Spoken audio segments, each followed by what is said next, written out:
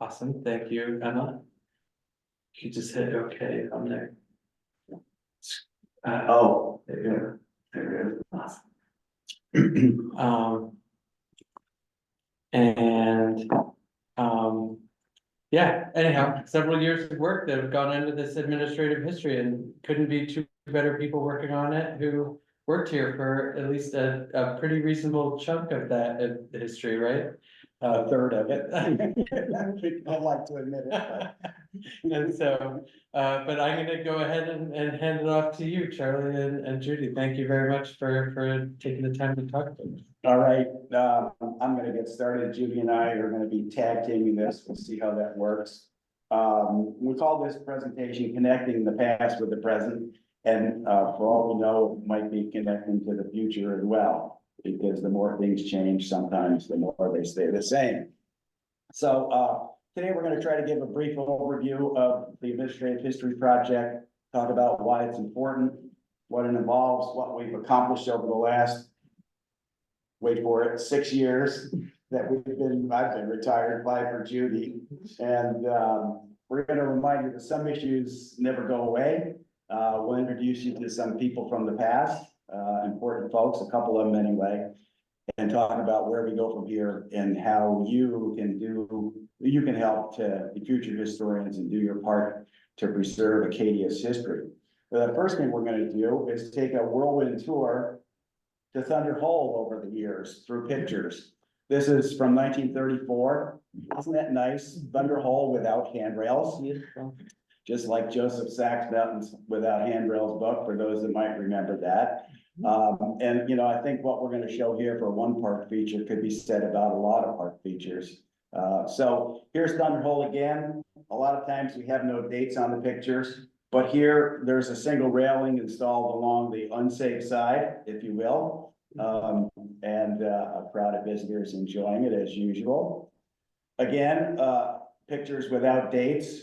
That's why it's important to date your photos. It'll help a lot. But in these pictures, there are actually about 1.2 handrails. There's a rail at the far end, stretching across the far end of Thunder Hole to keep people from going beyond that point. Of course, in one of these pictures, there are visitors going beyond the rail. That happens all the time, even today, believe it or not. And then these pictures, the picture in the upper left is from at least 1979. It could be earlier. This is the sheep pen with railings all around. And so, you know, visitors crowded in there from a couple of periods of time, back before 1979. Here it is again before 1979. I show this picture to show the damage to Thunder Hole, which happens periodically, as we all know. You can see the boulders down below it there. And you can't really see it very well in this picture, but the end of the sheep pen is actually still natural rock base for your footing. It was that way for a number of years until it changed. Here, I'd like to say more recent pictures, but they're actually 20 years old. Again, one of them showing damage to the upper part of the Thunder Hole walkway. The second one, you can see where the entire walkway is actually paved with granite crushed composite, whatever it is that they use. And of course, it's got the nice shiny new rails on both sides. And so Thunder Hole evolves. I think you could say the same for a lot of areas of the park that change from time to time. We don't always notice them as they occur. And whether it's the infrastructure or the way we manage the park, things change. So now comes the dangerous part. I'm going to turn it over to Judy. And I'm going to be flipping the slides for her. Hopefully I won't make a mistake. Here you go, Judy. Okay, so the big question is, what is an administrative history? And it's basically history, and the audience is current and future park staff.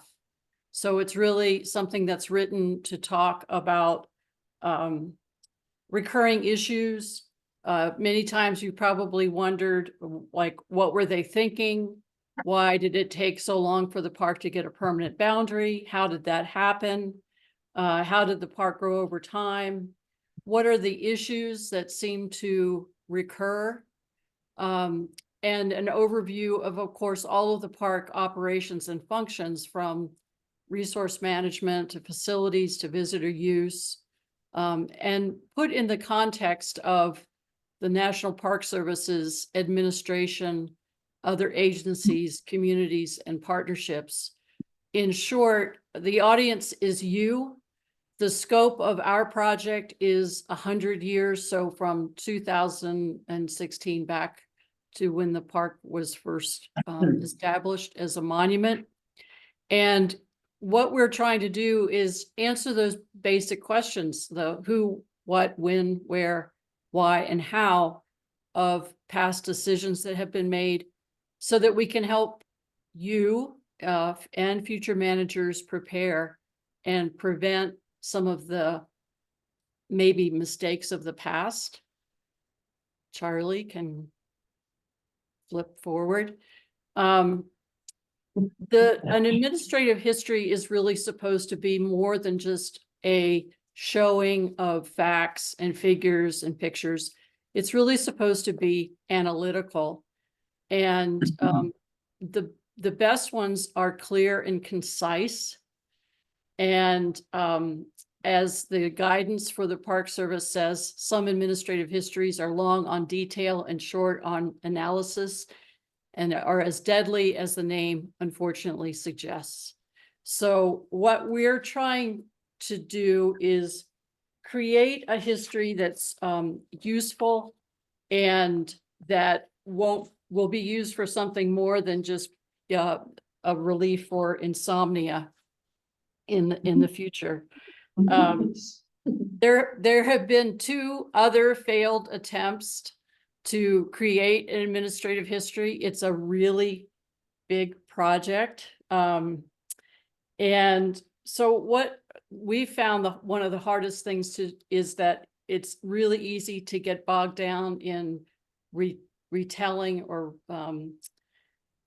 regurgitating details. So what we're really trying to do is we try not to go down a lot of rabbit holes, but instead we've found that we've ended up going into huge warrens.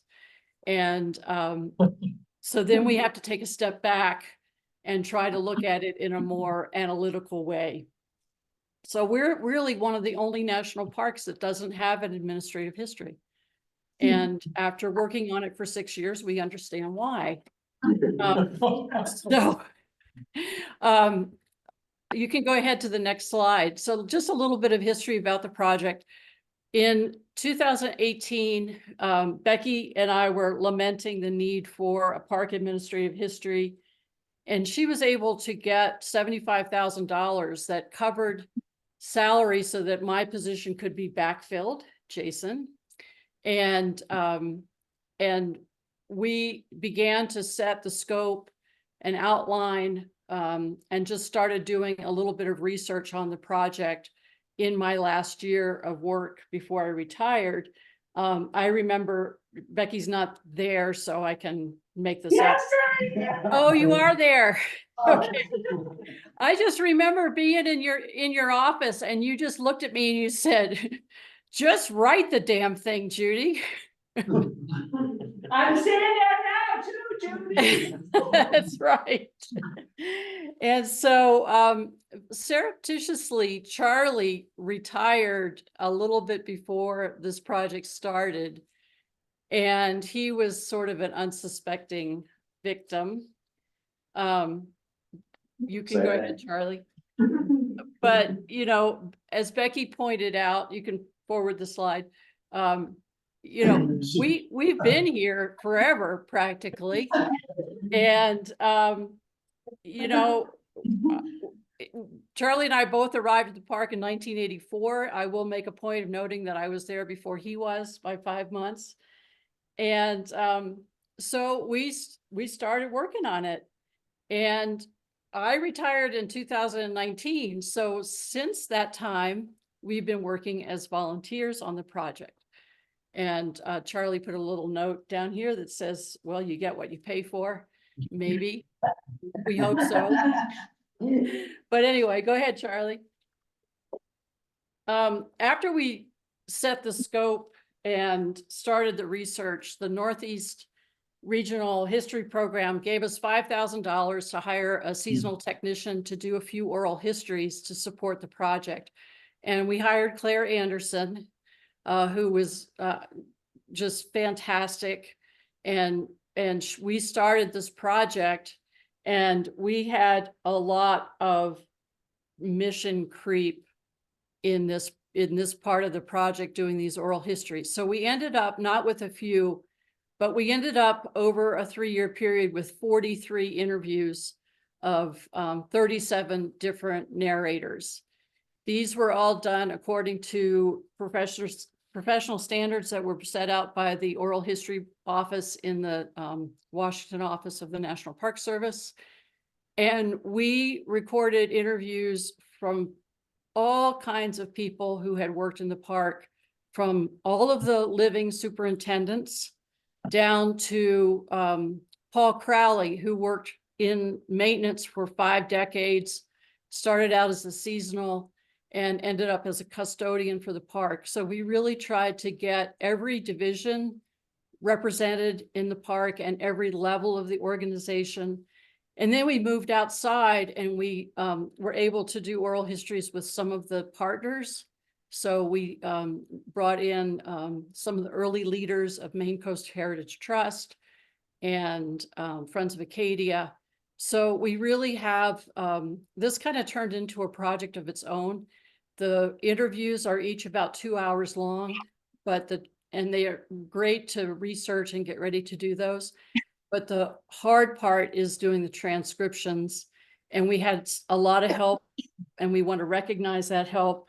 You know, probably Doug Heaton and Therese Miller helped us a lot with getting some of those transcriptions done. Some of the park staff helped us. It really turned into a big project, and we recorded histories of 6 people before they passed. And so it really brought home the importance of getting those voices and getting those stories over written down and as part of the record. What am I leaving out, Charlie? Anything? Well, for me, it was the most fun interviewing folks that I worked with for 25 or 30 years, many of them. And there are still many more people that could be interviewed. People are retiring all the time.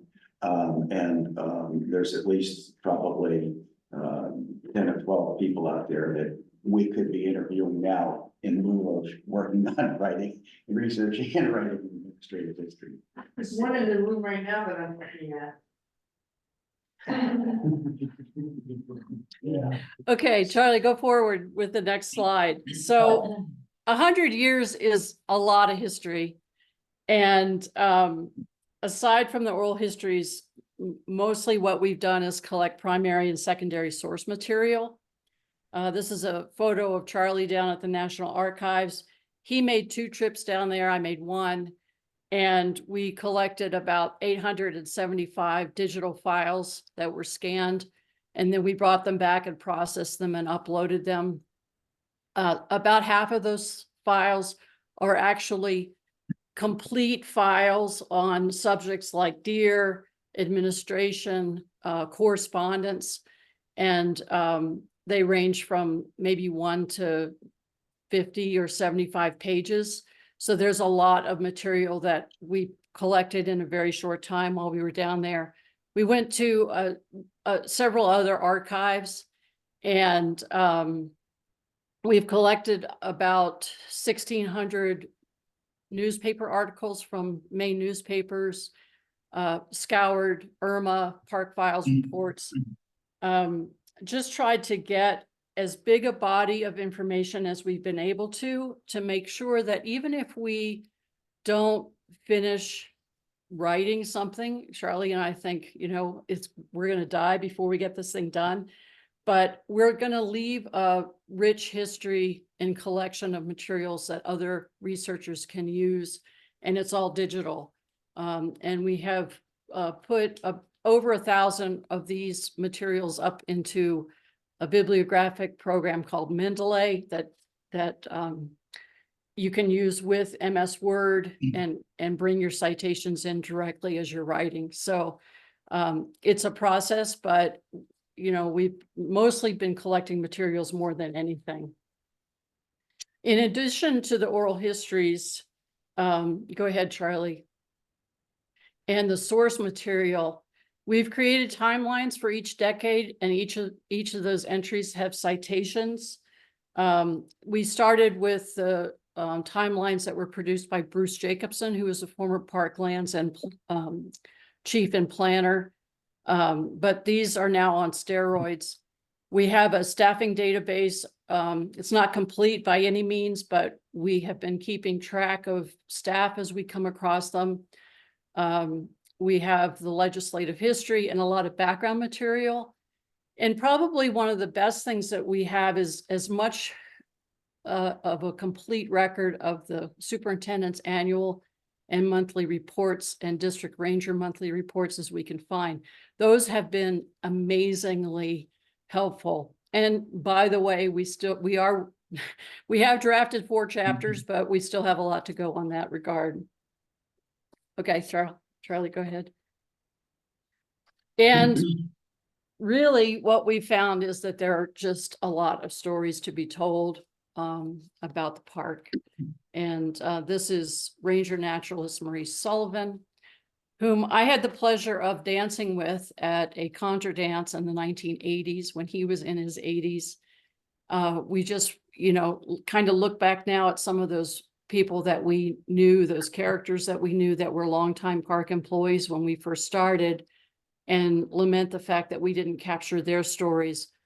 But there are a few more to be told, and Charlie's going to go through just a few of the topics. There are hundreds of things, but they're just these are just some examples of some of the topics of recurring issues that just never seem to go away. So Charlie, go ahead and go for that. Why not start with dogs? Right? Everybody loves dogs.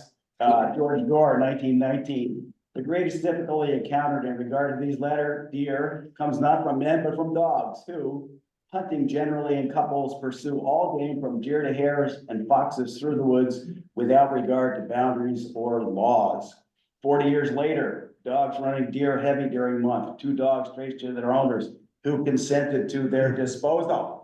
Why not start with dogs? Yeah, if we could only do that. Or the owners? Well, it happened a lot more than you think by the rangers and by the local wardens too. It was a different time. There was a different sensibility about dogs. People let them out in the morning next to the park, and they went running into the park for lunch, and they came back home for dinner. And so some of you might remember that when we did the hiking trails plan in the early 2000s, we slipped in an alternative that prohibited dogs from hiking trails.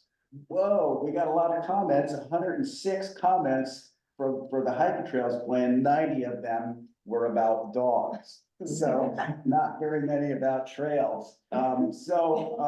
When you think about how many visitors have been contacted by a ranger or a summit steward or somebody else in the park about their dogs, you kind of realize that, there's a little bit of a dog issue, or you think there's a little bit of a dog issue in the park. But it was different back in the 1920s. Deer were very scarce, and the rangers were dedicated to protecting them, and they did as best they could. And so this dog problem, I think, persisted through 1959 and probably right into the 60s. And then I think maybe it kind of shifted as the visitor population shifted and people became more responsible dog owners, perhaps. You know, there's still a strong local component to the dog off leash issue here in the park. A lot of the violations, the people that we contact are local. If only all dog owners were as well behaved as Bruce Connery here, we'd be in a lot better shape. So in case you were wondering, the regulation has been on the books since 1921, which is amazing to me. Dogs and cats. Cats are not permitted in the park and dogs only when under leash. Is that So, still, it is not. Cats are allowed. Okay. What's wrong with cats? I don't know, but anyway, the dogs Did he have prompt you been to ask a that long running concern. Did he in prompt park you to ask that? operations. Shoulder serving cats. I took that picture years ago. And it's, you know, park operations is what we're talking about here today. We'll save the story of how the park got its lands for another presentation, but dogs are still required to be on a leash. How about space, the ever-present final frontier for those of you who are original Star Trek fans? Even before Freeman Tilden and George Dorr knew that visitors weren't an interruption of our work, they're part of our work, but he still needs more space and staff in 1936. George Dorr built the Park Street headquarters around 1920 and rented it to the Park Service for many years until he turned it over. But it was 30 years after that, more than 30 years after that, until 1969, when park staff moved into the visitor center as a visitor service facility and park headquarters. So it was 50 years that the park operated out of this building here at the corner of Park Street, where the YMCA has the parking lot right now. So the need for more space or more staff and the conflict between visitor orientation, the visitor orientation function and the administration function of the park has been going on for a little while. Then there's government pay and hiring. Look at the headline, low wage scale, handicaps maintenance department. This is Superintendent Ben Hadley in 1952 talking about how they're only getting the worst of the worst from the labor market for laborers. And 70 years later, we're still competing with the private sector. Only now it's for plumbers and electricians, for skilled workers.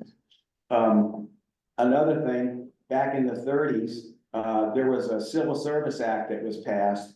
And I'm sorry, I don't have the citation for it. I looked for it in vain, but we have it somewhere where the park superintendent is worried that they're not going to be able to rehire all their experienced seasonal rangers for the coming year because of these new regulations where you have to apply, I think probably through Washington instead of through. I mean, talk about subject to furlough in the late 90s that some of you might remember, Judy and I do, where, you know, the park was able to here, Acadia was able to bring on, you know, dozens of people who were subject to furlough, seasonals as it were, back in the late 90s. So, and then there's big storms. This is deja vu all over. I'm going to read this for you. Heaviest damage occurred at Sand Beach, the Ocean Drive footpath, the Otter Cove Causeway, and the State Aid Road at Seawall. The latter was completely pounded to pieces, but has been temporarily repaired to permit its being used. You recognize this picture. It was taken a few months ago. But when was this text written and by whom? At Sand Beach, nearly 1/3 of the length was washed away. Over the remaining 2/3, probably 1/2, the depth of the sand cover is gone. An interesting incident to the storm in Sand Beach was the uncovering of the hull of the schooner Tay. Looks familiar, doesn't it? So, storms have been a part of Acadia for a long time. Continuing, the Otter Cove Causeway was a site. It was covered with seaweed, stones, wrecked lobster gear, logs, and other flotsam. And in its midst was a 30-foot fishing boat. The storms played havoc with the stone riprap on the seaward side. And you can see the boat pretty well there underneath the blue arrow. I can see Stevie in that. Yeah. He was probably around when this happened. Yes. He's probably on that boat. Maybe he was, yeah. One difference, a bigger boat washed up on the causeway back then. I think this picture from 2024, I think some of the cleanup was probably done before the picture was taken because I'm sure it looked much like it did earlier. And then finally, the Ocean Drive roadway suffered no damage, but the footpath along its seaward side took a beating and in places was completely obliterated. So I don't have the ocean path pictures from the November nineteen fifty, must have been a nor'easter, but the author was Benjamin Hadley, superintendent. But I think Kevin Schneider or Brandy could have easily written this little Yeah, statement. It's fascinating. amazing. So if you build it, they will come, and they did. The Park Service experienced a big post-war boom in the late 1940s and through the 1950s. And Acadia felt it too. 1952, facilities used the full capacity, both campgrounds overflowing for the month, turning away people. Blackwoods campground partly because of lack of space and lack of water. At Blackwoods, the initial water supply was a well, and it was found to be relatively inadequate. And that's why they ended up having to close the campground sometimes because of the lack of water. And I'm sure that's why eventually the water system we have today, which brings water all the way from Jordan Pond to Blackwoods and to Sand Beach, that's how it ended up getting started. So at the time, in 1952, we're talking about one loop of 160 sites available at Blackwoods. Seawall is mostly built, I think, except for the walk-in campsites. The second loop of Blackwoods came in the early 1960s. So at this time in the 50s at Blackwoods, there aren't any reservations. It's first come, first served. And that's why you see the lines of RVs here waiting to check in at Blackwoods. I think these pictures are probably from the 60s and not the 50s, but they illustrate the challenge as well. In 1971, we built a queuing lane at Blackwoods. I remember it because I ran Blackwoods from 84 to 86 and beyond. And we had RVs and cars lined up in that queuing lane around the corner out of sight quite frequently through the summer and into the fall. Where's that queuing lane now? It's gone. It's been grassed over and it's been rehabilitated. We have reservations, have had them since 1984 with the National Reservation Contractor. There was an earlier reservation system that didn't quite work. So, and then there's Sand Beach, where rangers were down there in the early 50s directing traffic control at Sand Beach. Remember the road is a two-way road back then. And so they're trying to prevent cars from being parked on both sides of the road. I forgot to mention the newer lower lot at Sand Beach wasn't completed until November 1955. So that increased the challenges that they had there. However, by 1963, according to this superintendent's report from 63, rangers are back at it, maintaining traffic at Sand Beach on a regular basis in July and August because of all the swimmers. And then this one I really like, 1963, again, July, the Park Service brings in loads of sand for Echo Lake Beach. The sand gets placed and people start coming and there's a 45-car parking lot planned for Echo Lake Beach. The next month, the superintendent is saying, oops, we need a 200-car parking lot. I don't think this 45-car parking lot is going to quite do it for us. So in 1966, every island campsite's filled. And I love the last part of this. It was necessary to allow campers to park along Ocean Drive and sleep in their cars. I slept in my car along Ocean Drive for a sunrise in 1966. Lo and behold, 1954, there were trail registers. And Anemone Cave was the biggest trail register you can imagine. 4,779 visitors in July 1954. So Anemone Cave was a big deal. Think about it. Think about the size of the parking area there that we know now. Why is it so big? That's why. The Anemone Cave was popular, it was probably promoted, and people came to it all the time. But by 1969, the end of the decade of the 60s, Superintendent John Good, who Judy's going to talk about in detail, and Chief Ranger Bob Benavides were removing the railings and taking it off the map. You can look at the brochures. I've looked at the brochures. One year, There's an Anemone Cave on the map. The next year, it's gone. Sorry, what year did you say it left or got taken off? What's that? When was it removed? I believe the change was 68 to 69. Yep. So I don't know when this image dates from, probably the late 50s, maybe the early 60s, maybe part of Mission 66. It shows what was there then. And if you go down there now, you can see the remains of the posts at Anemone Cave. Pest management. In the 50s and 60s, there was a whole lot of spraying from the air, malathion and DDT to manage forest insect pests.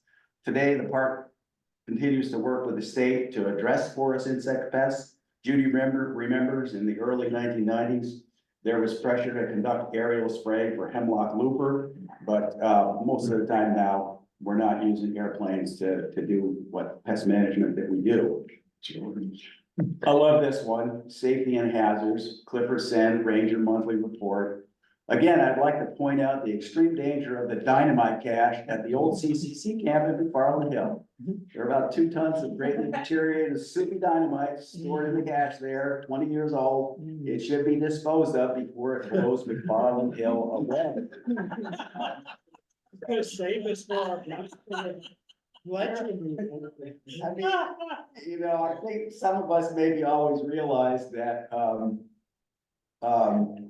rangers back then were blowing stuff up, mainly beaver dams.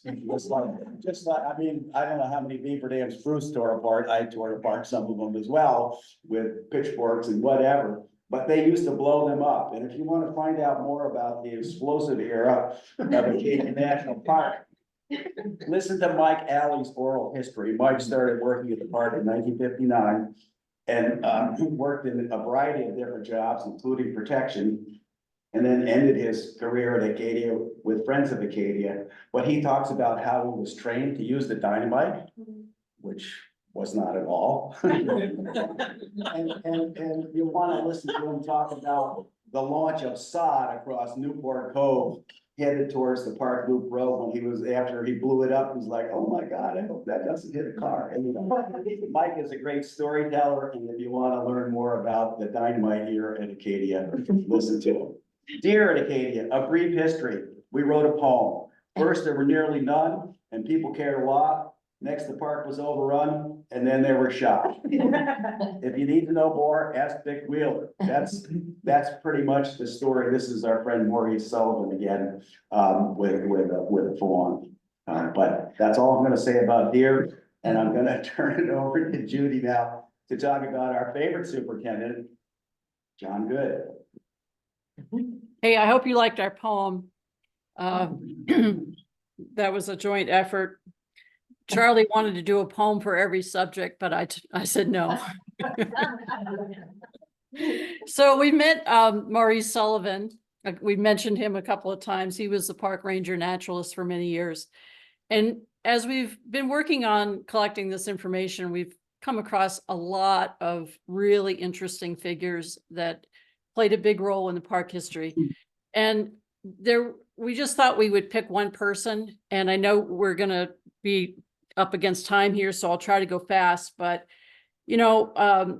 Superintendent John Good arrived in Acadia in April of 1968. He came from Yellowstone, where he had been the chief naturalist for 8 years. He had a Bachelor of Science and Master's of Science degrees in geology. And so he arrived in late April of 1968. And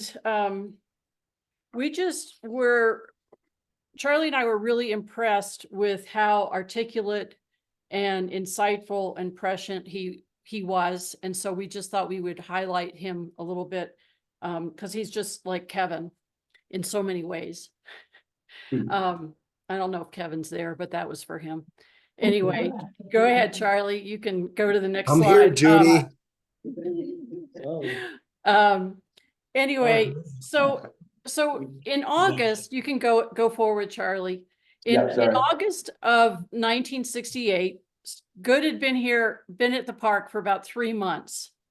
And he wrote to the regional director, and Charlie found his 2.5-page memo. And as we were reading it, we were just sort of taken aback by some of the stuff that he pointed out. So he was providing an overview about his first impressions of the park. And he said, our objective is to preserve the natural scene and the communities it supports. The service must see this park as an element in a much larger pattern of political and social organizations. Park management can be a positive force in the evolution of land use patterns, and it must be if the charm of Mount Desert and the offshore islands is to endure.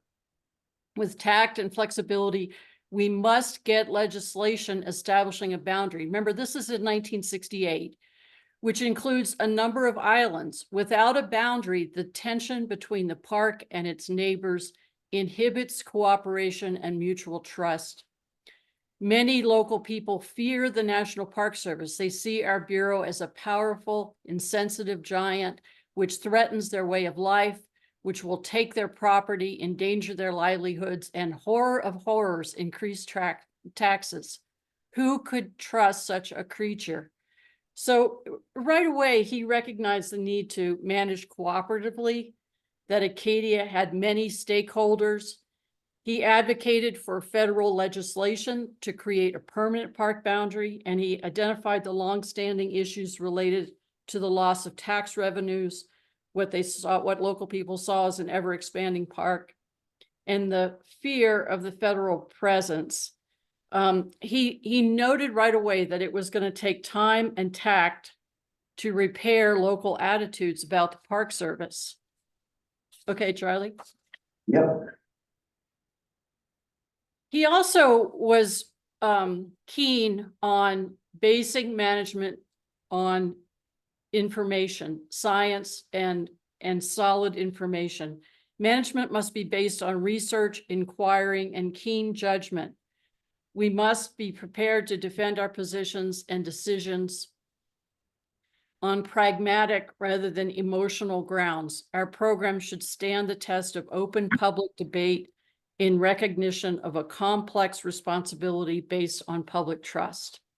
Acadia will never be a large park. Remember, he came from Yellowstone and had worked in some of the parks in the West. It has villages all around. Visitation is heavy. Park, state, county roads crisscross it. With this milieu, concession development, more roads and trails, or more campgrounds are doubtful needs. Rather, we need to utilize existing facilities better. Okay, so, basically what he was saying is stop chasing the demand for facilities and let's use what we have better. Okay, Charlie. He recognized that a team of land partnerships would be stronger than the Park Service working alone. We must recognize the preservation of natural beauty and park ownership are not necessarily the same. So this is a map of Merchant Row, the islands in Merchant Row. And you'll notice on this map that some of the islands are protected by MCHT, which stands for Maine Coast Heritage Trust. And it also mentions that there are easements. Well, when John Good arrived in the park in 1968, neither Maine Coast Heritage Trust nor conservation easements existed. However, next slide. He and Chief Ranger Bob Benoist, who we also have an oral history with, worked with partners, primarily Peggy Rockefeller and Bob Patterson and others, to establish Maine Coast Heritage Trust and protect the natural, cultural, and scenic values of the park through its first conservation easement, which was accepted shortly after Maine Coast Heritage Trust was formed. They both recognized the value of engaging with the local communities. And Ken, you might be interested to know that John Good was one of the first trustees of the newly forming College of the Atlantic. He also helped pave the way for what would become the establishment of Friends of Acadia. Next slide, Charlie. We're gonna probably, Charlie is probably gonna do a slideshow on lands because that's a whole topic in itself. but you can look here and see these bookends. They are around 1929 when the park legislation was changed again. And around 1960, where the death of John D. Rockefeller Jr. occurred. However, if you were to add the conservation easements that were acquired beginning in 1971 to this map, it would continue to be an upward incline. So, you know, John Good and Bob Benoist really laid the foundation for that work and for those conservation easements. Next slide, Charlie. Now, after John Good had been here about 3 years, he had kind of a change in perspective. The implications here are expansionist, get lots more people walking park trails, reacting with the interpretive program. Think of the era when he was here in the early 1970s. This philosophy has been mine for at least 10 years. It's egalitarian. It helps people get involved with the environment and makes them aware of national parks as special places. But 3 years at Acadia is changing my mind. Ranger Larry Bardens, and he is still alive and we've been trying to get an oral history with him. His study of Ocean Drive shows how many people are crowding into an astonishingly small area. Excerpts from this report define unacceptable levels of human erosion at key points. I remember the mess that was Anemone Cave before we de-emphasized it. Next slide, Charlie. Unless we do a very careful job of discriminating between those activities and resources that can accept expanded use without harm and those which cannot, we will inevitably destroy much of Acadia's charm. Too many people cannot enjoy what we think is important here. Next slide. Adding shuttle service will relieve traffic congestion on Ocean Drive, but will not mitigate human pressures on the resource and probably will increase those pressures. At Sand Beach, for example, the lack of parking spaces within an easy walk of the beach acts as a control, holding use to a level we may cope with. I say may because we don't know yet, but a shuttle removes this control and may encourage twice as many people to use the beach, destroy the dunes and lagoon, and drastically modify the environment. The same case cannot be made for Thunder Hole, or the same case can be made for Thunder Hole and Otter Point. So, you know, I think that John Good, his time at Acadia sort of represented a turning point where park managers, where he and Bob Benoist were starting to see that the parking lots acted as a control for how many people were using the backcountry or even the front country. You can go to the next slide, Charlie. And he was the first one to really talk about carrying capacities for public use. There'll be, and so he wrote the Statement for Management and Planning in 1970. It was a year before he left. And he said, you know, we really have to start looking at the overuse of the eastern half of MDI. And because those popular trails and visitor viewing points, like Charlie showed of Thunder Hole, often look like sheep holding pens. He wrote, the issue is restricting use of the park. How do we propose to do it? When do we start and where? This was 55 years ago. So these issues have been around for a long time.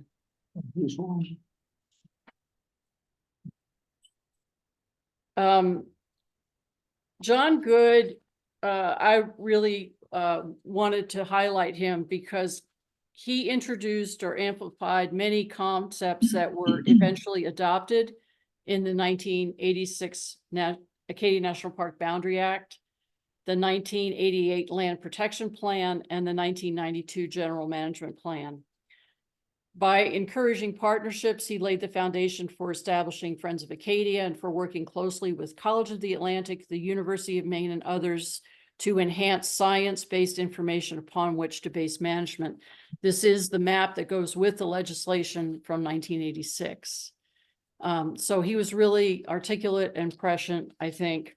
And that's why we wanted to talk about him a little bit. Next map. slide, Charlie. So we'll just summarize because I know we're kind of getting short on time here, but most of the issues that Acadia experiences aren't new.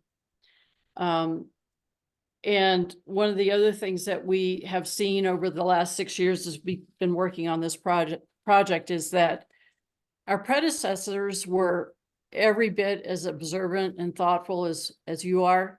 They were smart and they had a great sense of humor. I love the thing about blowing McFarland Hill off the face of the map. The evolution of Acadia mirrored that of the National Park Service. I was surprised. I was just recently doing some reading about deer management, and back in the 1920s, there's a newspaper article about that a bobcat had been found near one of the deer wintering yards, and the comment in the a public meeting was, "Don't worry, we're going to take care of it." So you think of predator control as happening in the big Western parks. It was happening here at Acadia too. And so our history also is mirrored and influenced by the regional context of the park and also its partnerships and what was going on in the greater National Park Service. But we have found a new issue, and it's become very obvious as we've been working on this history, is that we're no longer preserving the history of Acadia. And the reason that's happening is because our records are now digital and they're decentralized. We used to have a very stringent record-keeping protocol, and we used to have secretaries and administrative staff that did all of the typing of letters and correspondence and so forth. And everything was very carefully filed and archived. And now that we are in a new age of digital records and everybody doing their own correspondence, we're really concerned that the second 100 years of Acadia's history is going to be lost. Next slide, Charlie. Well, I'm gonna ad lib here for a second and talk about Benjamin Hadley's sense of humor. In one of his superintendent's monthly reports or annual reports, he's sort of reminiscing a little bit about how the ebb and flow of a park's work changes from month to month, from the spring to the fall to the summer and whatnot. And he says, we would have 2 Februarys and dispense with August. So anyway, yeah, there you go. That's Ben Hadley for you. So this is Charlie broadcasting an important message to you from both of us.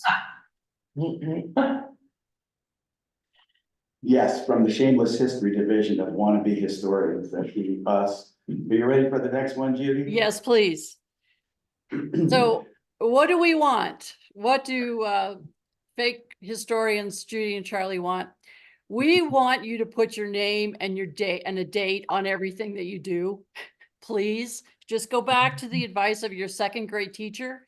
It is incredible how many published documents by the Park Service don't have a date on them. And, so please just, if you write something, put your name, sign it, put a date on it. Label reports, whether they're final or draft, and especially label photos. Who's in them? What are they? Where are they? When were they taken? That kind of thing. Please, Kevin, Brandon, division chiefs, please revive the annual report of accomplishments. There is really nothing that has been more helpful than those superintendent annual reports, the division chief reports. They used to be mandatory, and no single source has been better in terms of providing us with a snapshot of what was going on year by year. So just the last thing we would say is that as you do your work, realize that someday someone may want to look back on it and put it in historical context. So I'll switch to Charlie, Okay. We're finish gonna wrap things this up here. You are living the history of Acadia's next 100 years, so document it, just as Judy said, because if you don't document it, this is what's gonna happen to Judy. So please, on Judy's behalf, document, and that's it. The end. Thanks, all.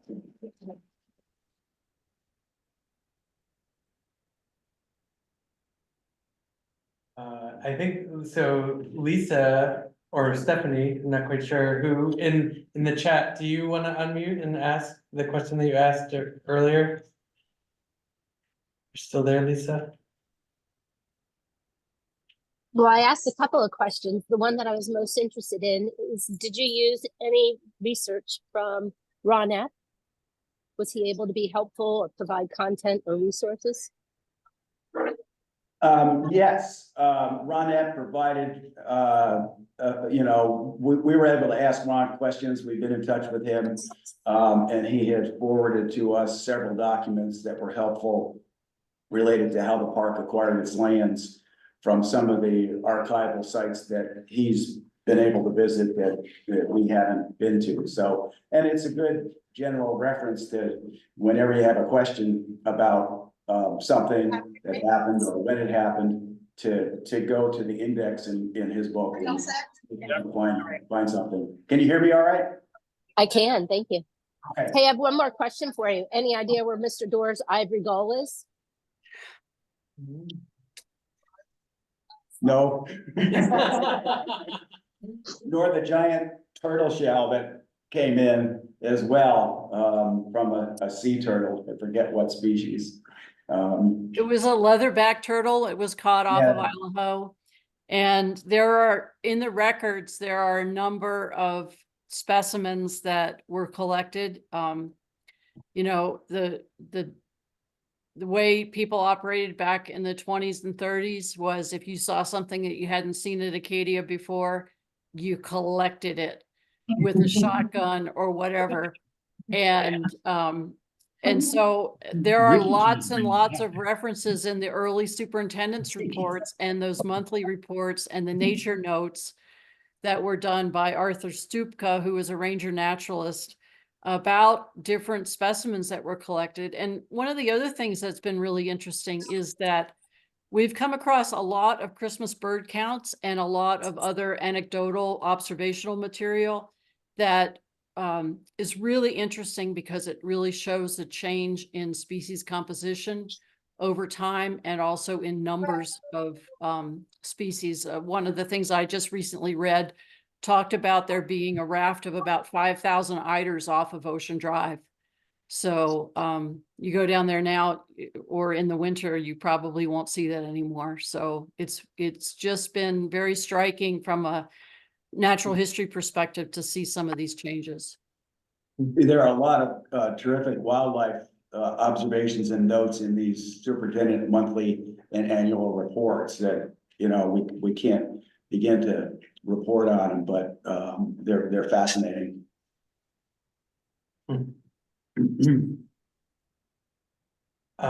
Catherine just noted that the 1950 storm was in November, Yep. that repeat one. And then other questions that folks have? While people are thinking of questions, I just want to add that all of the 43 oral history transcripts and recordings are available for people for park staff to look at, or others who are interested. And we have a lot of source material that we can also make available if people are interested. But especially those oral histories, yeah, they're really, some of them are really interesting. I just asked Charlie and then cite him as a park librarian. Charles, Some are outstanding. Meg Shides on St. Croix, their years at St. Croix, outstanding. Bob Benoist, who was chief ranger, just outstanding stuff, just chock full of Really good stuff. Ron Rye, who was a superintendent during the last years of the boundary negotiations. You know, we have an oral history with John Good. It was mostly done with his son. But Len Bobbinchak, we anticipated being able to, you know, interview him several more times. Of course, he passed quickly, and so we're glad that we captured what we did. Stephanie, do you wanna unmute and ask your question? Sure. So I'm trying to do a similar kind of archiving project for FOA and going through all of our project files. And I agree that I am a little bit worried about the next 100 years because we are not doing as good of a job. Well, our paper files had emails that were printed out and stuck in them. And so and that hasn't happened since Ken Olson was around, you know, from probably 2006 or 7 onward. And I'm just wondering how do we keep that digital record in addition to letters, because we don't send letters anymore that much. And then Lisa's question too about what is archivable. So that's just what I'm wrestling with right now as I think about FOA moving forward.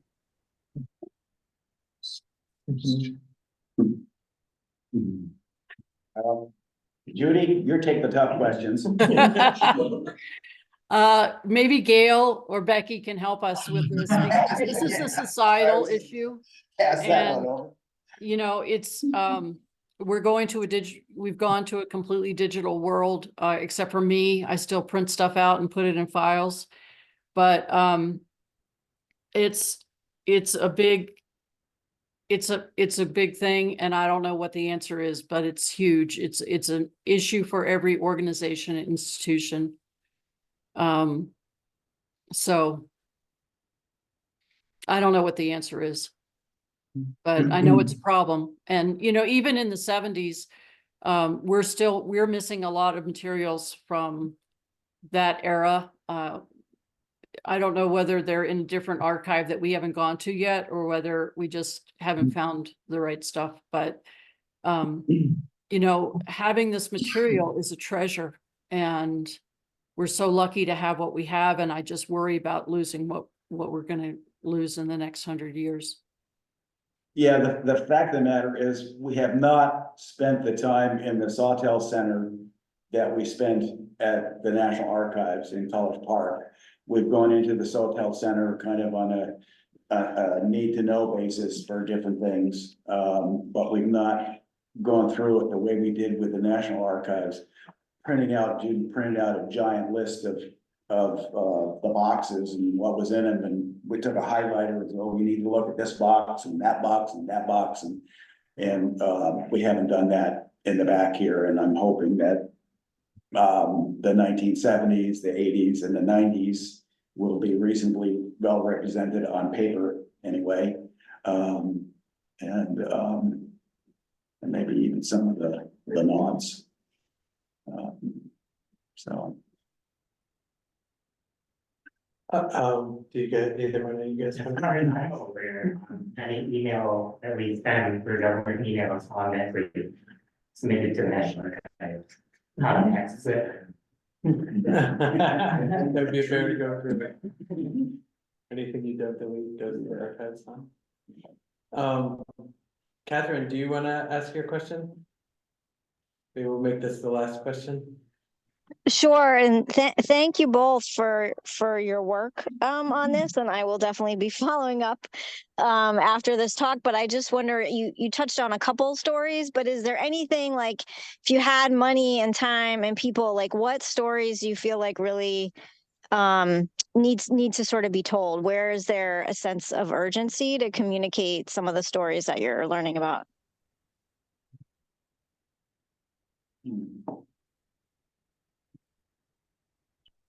Well, I don't know that there's a sense of urgency, but I think there's a big story to be told about how the park acquired its lands, and I've been working on that. It's, 100+ years now. There are a lot of stories within that. How urgent are any of them? I don't know that any of them are urgent, but I think there are lessons to be learned from them today. It just, we wonder why it took a long time. Just an example, the bookends being the 1929 legislation and the death of Rockefeller, at least apparently. As soon as Rockefeller died, the stuff hit the fan in Bar Harbor. And there were public meetings, the director came here, and it was in 1960, 61 when those meetings were held. That's really when the start of the concerted effort to settle a boundary for the park began. And it continued right through 1986. It waxed and waned over the years, depending on how ambitious park staff were about doing stuff, and plans were made in Washington and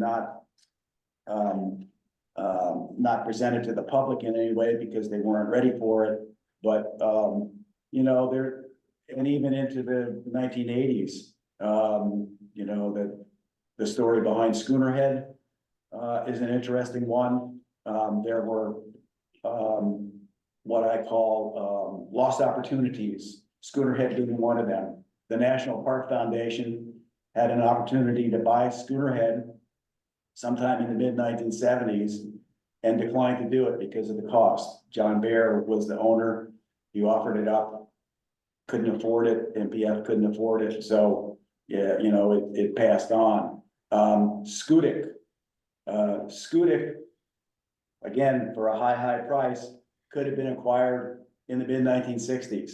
The park was contacted by real estate agents representing the owner of the property at that time, wanting to unload it for something in the millions of dollars back then. And so there, I think the lost opportunities are instructive, and hopefully some of the successes are instructive too. The easement program was incredibly successful in the early 1970s, and after 1976, the controversy over the boundary got heated enough that basically the easement stopped coming for the most part through the late 70s and into the early 80s. So and very few lands acquired in fee simple after 1960 as well. So I don't know, Judy, can you think of anything urgent that needs to be told? I just want to go back and think about what is it that's most important that park managers need so that they can not make mistakes of the past or have the past inform how they move forward. So I think that in terms of an administrative history, that's what should be driving what we work on. Before we started the project, the first thing that I did was go around and interview the superintendent and the assistant superintendent and the division chiefs, talked about the project and got a prioritized list from them. And, a lot of it related to visitor use, chasing demand, recurrent issues like Otter Creek and issues like that. And so, we are trying to, as we write this, really think about our audience. It's really tempting to want to record the entire history of the park. Christy Anastasia told me about when she worked at Denali, the administrative history was done in 2 volumes there by a National Park Service historian that took like 10 to 15 years to write it. And she said that everyone all the interpreters at least carried that around like a Bible and used it. We don't have the resources to be able to do that. And, but I think we do have the resources to analyze and provide context for some of the important issues that never seem to go away. And so that's what's driving what I spend my time working on mostly. I think Charlie certainly is right about the lands. And, Lisa, I see your question about what would that cost? I have no idea. I think when I get discouraged, and that happens a lot because this is a huge undertaking, I think about the fact that it took Ron Epp, a professional historian, 10 years to write the history of George Dorr. And that's just a tiny sliver of the Acadia pie. And so Charlie and I are committed. We'll keep working on this, and really value any help and the help that we've gotten so far from the people that helped us with the oral histories, from folks that get us into the archives, Marie, and the support that Becky's given us and those kinds of things. And I just want to say thank you because, it's a team effort, and we still have a long ways to go. So that's, in turn, I don't know if I answered your question, Catherine, but really trying to think of that this is not just what's a great story to be told, but what's going to be most useful to managers in the future. And now. Well, I think that's a very good place to end. So thank you, Charlie and Judy, for the presentation and for all the work. I know represents hours and hours and months and years of work. So thank you very much. We really appreciate it. Hey, thanks, Charlie and Judy. We really appreciate it. Great job, and great to hear your presentation. Look forward to continuing to help. Thanks. Okay.